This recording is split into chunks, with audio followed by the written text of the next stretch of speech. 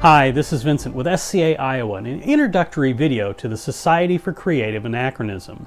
We've created a series of introductory videos to hope to introduce you, the new or potential member, to this amazing historic hobby that is the SCA.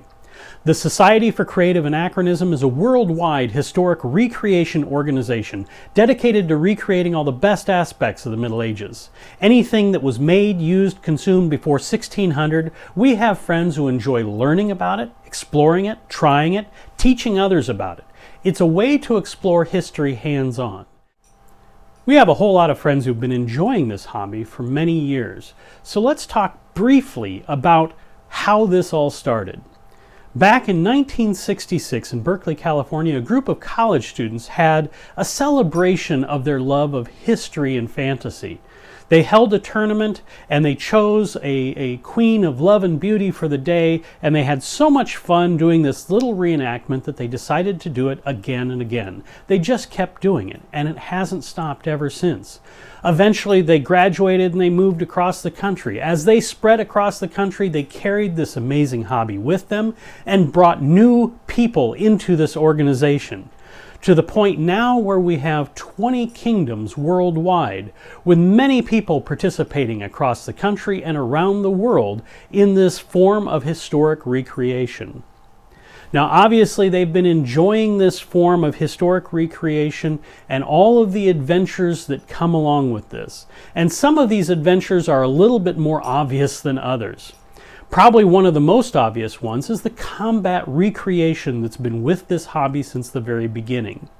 It's continued to evolve just like the rest of the hobby, to the point where now there are several different types of combat recreation that are practiced within the Society for Creative Anachronism. These are also collectively known as martial activities.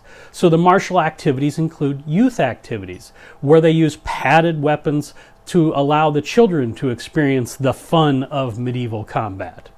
There is the oldest form in our society, which is the rattan-based combat, to simulate the large-scale battles safely so that all of our participants can remain healthy. There's the thrill and speed of the steel combat, as they fight with steel-bladed weapons. There's also archery and thrown weapons and the equestrian activities.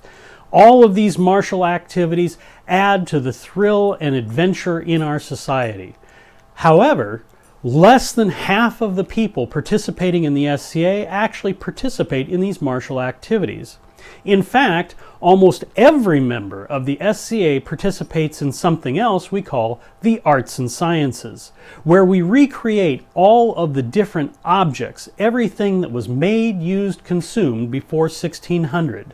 So from the clothing to the cooking, from the music to the dance, from the tools to the artistic objects, we have friends who learn about these things, look at the surviving examples, learn the skills, try to recreate the objects, and then move further, pushing themselves to continue learning and growing. The nice thing is that we get to choose the pace at which we do this. We get to choose the subjects that we're interested in studying, the time periods, the cultures, and how quickly we push ourselves to learn and grow. At the core of this amazing hobby is this idea of lifelong learning and personal growth, getting to explore the bits of history that interest all of us. And as we do this, I encourage you to check out not only these videos, but also check out the local meetings or events near you that are being held by the SCA. In this series of videos, though, we're going to cover a variety of introductory topics, from talking about the 9 martial activities that are practiced within the Kingdom of Calontir, to an introduction to all of the different arts and sciences that we practice, from talking about what it's like to sign into an event, to what I need in order to get started with camping at SCA events. Even what it takes to get started in general with the historic clothing and the items I need in order to show up and begin participating. I hope that you find use in these videos and continue to explore them Or check out your local group online or in person in order to learn more about the Society for Creative Anachronism.